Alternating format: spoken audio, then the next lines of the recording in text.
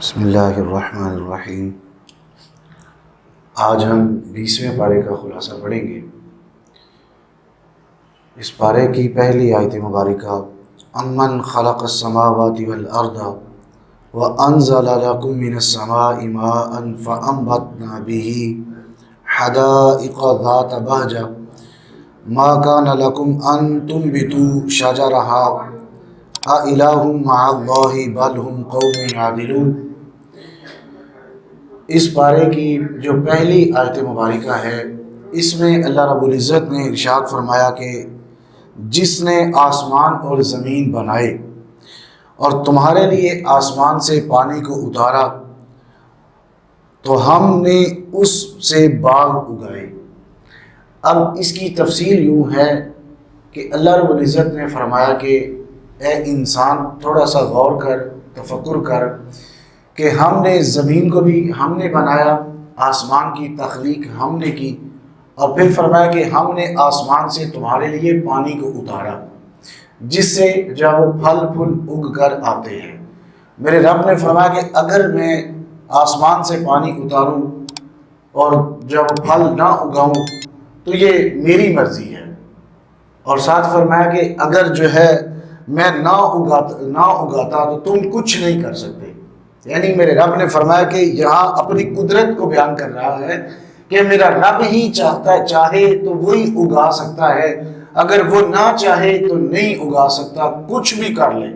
ہوتا ہے نا کبھی کبھار ایسا انسان کہ وہ جب وہ گندم بوتا ہے یا کوئی بھی بیج لگاتا ہے تو بعد میں سوچتا ہے کہ ہم نے بڑی اس کی دیکھ بھال بھی کی، لیکن جو ہے اللہ رب العزت کی طرف سے کچھ ایسا ہوا کہ ہماری زمین اس طرح نہ اگا پائی۔ تو میرے رب کا یہاں پر فرمان یہ کہ میں ہی اگاتا ہوں اور میں ہی جو ہے وہ نہ اگاؤں، یہ میری قدرت میں ہے، یعنی وہ میرا رب ہی ہے کہ جو یہ سب کچھ کرتا ہے۔ اور پھر آگے فرمایا اِنَّكَ لَا تُسْمِعُ الْمَوْتَى وَلَا تُسْمِعُ الصُّمَّ الدُّعَاءَ إِذَا وَلَّوْا مُدْبِرِينَ۔ اب یہاں اللہ رب العزت نے یوں ارشاد فرمایا کہ جو ہے وہ یہ جو سنتے ہیں نا، یہ جو مردے ہیں، یہ تمہاری آواز کو سن نہیں سکتے، یعنی یہاں پر یہ آتا ہے۔ اب یہاں پر ایک بات یہ نشید رکھے کہ حضور علیہ السلام نے یہاں اللہ رب العزت نے فرمایا کہ بے شک یہ سن نہیں سکتے، اور حضور علیہ السلام نے جب جنگ بدر میں تمام کفار کے مرنے کی جگہ کا ذکر آتا ہے نا، بخاری شریف کے اندر آتا ہے کہ حضور علیہ السلام نے ایک دن پہلے بدر کا مشاہدہ کیا اور آپ نے انگلیاں رکھ ہاذا مصرع فلان ہاذا مصرع فلان، یہاں فلاں کافر مرے گا، یہاں فلاں کافر مرے گا۔ آپ نے ایک ایک چیز کی نشاندہی کر دی، اور جب اگلا دن آیا بدر کا تو جس کی پر نشاندہی میرے نبی نے فرما دی تھی اور وہ کافر اسی جگہ پر مرا۔ اور آتا ہے کہ حضور علیہ السلام نے پھر ان جتنے بھی کفار تھے نا، ان کفار کی باڈیوں کو یعنی ان کی لاشوں کو ایک کنویں کے اندر پھینک دیا۔ جب کنویں کے اندر ڈالا گیا نا تو حضور علیہ السلام اس پر جو ہے وہ تبلیغ شروع کر دی۔ آپ نے فرمایا کہ دیکھو جو تم حاصل کرنا چاہتے تھے تم نہیں کر سکے، میں جو حاصل کرنا چاہتا تھا میں نے کر لیا۔ یعنی اس کا مطلب یہ ہے میں حق لے کر آیا، میں حق کا پیغام پہنچا کر میں نے سانس لیا، اور تم جو پیغام لے کر یہاں پر آئے تھے تم اپنا پیغام نہیں ڈیلیور کر سکے۔ تو یہاں پر جو ہے وہ اللہ رب العزت نے پھر فرمایا کہ یہ جو مردہ ہے نا یہ نہیں سن سکتے، حالانکہ جو ہے وہ حضور علیہ السلام کی اسی حدیث میں یہ ملتا ہے۔ آپ نے فرمایا کہ جو مردہ ہے نا وہ انسان جو زندہ ہے اس سے بھی زیادہ یہ سماعت کرتا ہے۔ آپ نے فرمایا نا کہ یہ صرف فرق یہ ہے کہ یہ آگے سے منہ بول کے جواب نہیں دے سکتے، وگرنہ یہ قدموں کی آہٹ کو بھی سنتے ہیں۔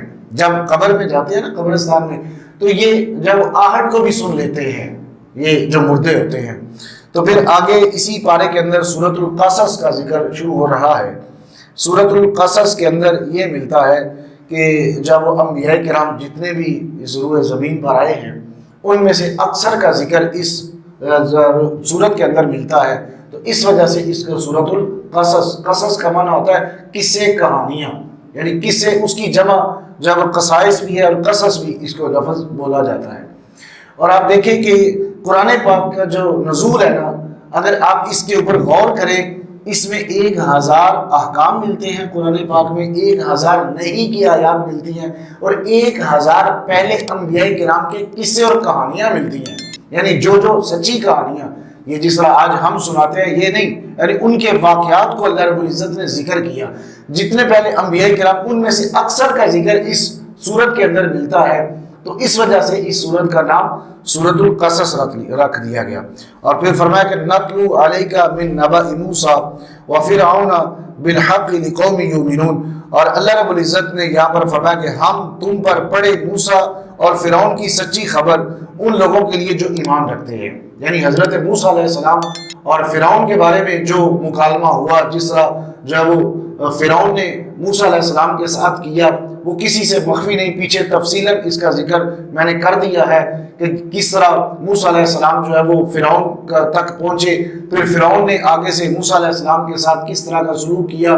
تو اس کا ذکر ملتا ہے کہ اللہ رب العزت نے فرمایا کہ ہم آپ لوگوں کے لیے یعنی انسانوں کے لیے ہم نے یہ سارے واقعات کو بیان کیا تاکہ اے انسان تو ان سے عبرت حاصل کرے. یعنی قرآن پاک میں جتنے بھی واقعات ملتے ہیں اس سے انسان کو عبرت بتانا مقصود ہے. اور یہ بتانا مقصود ہے کہ دیکھو ان لوگوں نے انبیاء کرام کو جھٹلایا تو ان لوگوں پر اللہ رب العزت کی طرف سے عذاب نازل ہوا. کہیں تم ایسا نہ کر بیٹھنا، کہیں تمہارے اوپر بھی جو ہے وہ اللہ رب العزت کی طرف سے عذاب نہ آئے. کیونکہ یہ بات ذہن نشین رکھے کہ حضور علیہ السلام جب تک موجود ہیں اس وقت تک اس قوم پر عذاب نہیں آ سکتا اجتماعی طور پر. ہاں انفرادی عذاب آ سکتا ہے، یعنی کسی کے اوپر وبال کی صورت میں یوں سمجھ لیں کہ کسی کے مال میں کمی آ گئی تو یہ اللہ رب العزت کی طرف سے کبھی دے کے آزماتا ہے، کبھی لے کے آزماتا ہے، کبھی اس طرح کا عذاب جو وہ اللہ رب العزت فردن کسی پر بھیج سکتا ہے. جب اجتماعی اس وجہ سے نہیں میرا رب بھیج رہا، یہ حضور علیہ السلام کا ہم پر کرم ہے اور اللہ رب العزت کا فضل ہے کہ ہم پر عذاب نہیں آ رہا، ورنہ ہمارے اعمال پہلی قوموں سے بھی زیادہ بدتر ہیں. انہوں نے کیا کیا تھا؟ انہوں نے تو صرف مچھلی ہفتے کو کھائی، ہم نے تو بڑے بڑے گناہ بھی کیے، کچھ بھی نہ چھوڑا. باوجود اس کے یہ کرم ہے، اللہ کا فضل ہے کہ ہمارے اوپر عذاب نہیں آ رہا. اور پھر فرمایا قال رب انی ظلمت نفسی فاغفر لی فاغفر لی انہ هو الغفور الرحیم.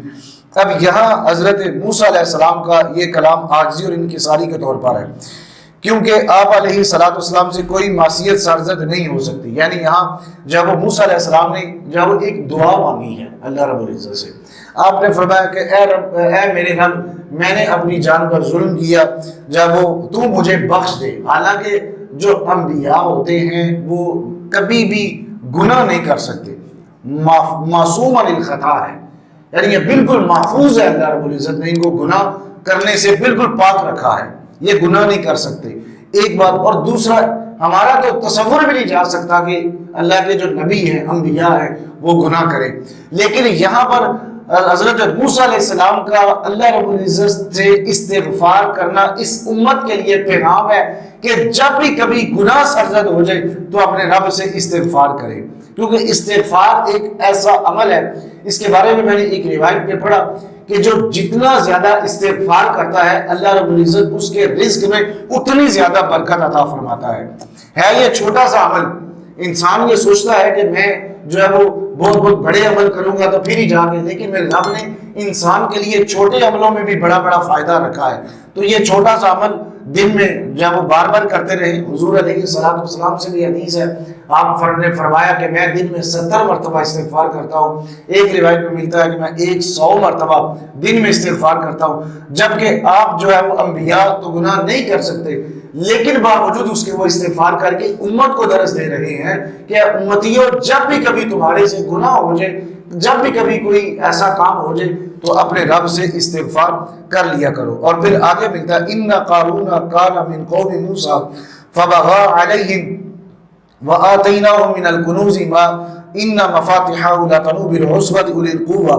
اب یہاں پر جب وہ قارون اور موسیٰ کی قوم سے جب جو اس کا ذکر فرمایا کہ اللہ رب العزت نے قارون کو بہت زیادہ دولت عطا فرمائی تھی. آپ یہ دیکھیں نا، جس طرح پہلے بادشاہ گزرے، میں نے کل بادشاہوں کا ذکر کرتے ہوئے آپ کے سامنے رکھا کہ ایسے ایسے بادشاہ گزرے کہ اللہ نے ان کو اتنی دولت عطا فرمائی.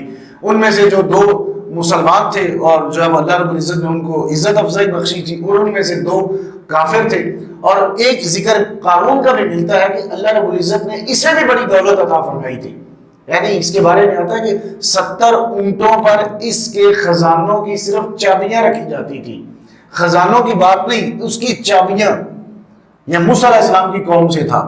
تو اتنی زیادہ اس کے پاس جو ہے وہ دولت ہونے کے باوجود بھی جب اسے بھی حکم ملتا ہے نا، جب اللہ کی راہ میں خرچ کرنے کا یا جب اس کو جب اللہ کی طرف بلانے کا، تو اس نے بھی اپنے آپ پر بڑا تکبر، بڑا فخریہ جملے کسے، اور اس نے موسیٰ علیہ السلام پر جو ہے وہ تہمت لگانے کا بھی اس نے سوچا۔ تو پھر اللہ رب العزت کی طرف سے اس پر کیا عذاب نازل، اس کو زمین میں دنسا دیا گیا، اور اس کی جو دولت ہے وہ اس کے کام نہیں آئی۔ تو یہاں بتانا مقصود تھا اللہ رب العزت کی طرف سے کہ اے انسان، اس قارون کے پاس اتنی دولت تھی، اتنی دولت ہونے کے باوجود وہ کچھ بھی نہ کر سکا جب اللہ رب العزت کی طرف سے پکڑ آ گئی۔ جب میرے رب کی طرف سے پکڑ آتی ہے اس وقت یہ دنیا کا مال کسی بھی کام نہیں آتا۔ انسان یہ سوچتا ہے کہ میرے پاس بڑا مال ہے، میرے پاس بڑی دولت ہے، میں یہ بھی کر سکتا ہوں، میں وہ بھی کر سکتا ہوں، لیکن جب رب کی طرف سے پکڑ آ جائے تو پھر انسان کچھ بھی نہیں کر سکتا۔ اور پھر آگے فرمایا وَإِلَىٰ مَدْيَنَ أَخَاهُمْ شُعَيْبًا فَقَالَ يَا قَوْمِ اعْبُدُوا اللَّهَ وَارْجُوا يَوْمَ الْآخِرَةِ وَلَا تَعْثَوْا فِي الْأَرْضِ مُفْسِدِينَ۔ یہاں اللہ رب العزت نے فرمایا کہ مدین کی طرف ان کے ہم قوم شعیب کو بھیجا، یعنی ہم نے حضرت شعیب علیہ السلام کو مدین کی طرف بھیجا نا، تو انہوں نے بھی حضرت شعیب علیہ السلام کا انکار کر دیا۔ جب حضرت شعیب علیہ السلام نے ان کو ایک حق کا پیغام پہنچایا نا کہ اللہ ایک ہے، اس کی عبادت کرو، تو انہوں نے ایک دفعہ جب حضرت شعیب علیہ السلام کا بھی انکار کیا تو پھر اللہ رب العزت کی طرف سے ان پر عذاب یہ آیا کہ زمین پر جب زلزلے تیز آئے نا، تو وہ جب صبح کے وقت آگے دیکھا گیا تو وہ اپنے گھروں میں گرے پڑے تھے، الٹے پڑے ہوئے تھے۔ یعنی جب اللہ رب العزت کی طرف سے عذاب آتا ہے تو پھر نہیں دیکھا جاتا کہ یہاں کون رہتا ہے کون نہیں رہتا، پھر اللہ رب العزت کی طرف سے جب پکڑ آتی ہے تو پھر بڑی سخت ہے، کیونکہ اللہ رب العزت نے دوسرے مقام پر یہ بھی فرمایا کہ واللہ شدید العقاب، اس کا عذاب بڑا سخت ہے۔ ہم نے اس کے عذاب سے اپنے آپ کو بچانا ہے۔ اور یہاں جو سورت کے اندر ذکر ہوا، کیونکہ پہلے انبیاء کرام کے جب وہ قصص کو ذکر کیا گیا کہ انبیاء کرام کی قوموں نے بھی اپنے نبیوں کو جھٹلایا تو اللہ نے ان کے ساتھ ایسا کیا، تو یہ فرمایا جاتا ہے کہ جب تم بھی ایسا اپنے نبی کے ساتھ یا اپنے جب اسلام کے ساتھ غداری نہ کرنا، کہیں ایسا نہ ہو کہ اللہ رب العزت کے ہاں سے پکڑ ہو جائے۔ اللہ رب العزت سے دعا ہے جو سنا سنایا اس کو سمجھنے کی توفیق عطا فرمائے۔